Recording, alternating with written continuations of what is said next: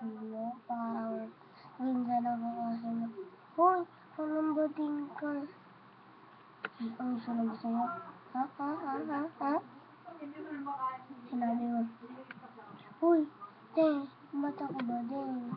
Kasi para ka mukhang aswang eh. Ha? Epic mo, te. Te. Epic. Akalain mo naman.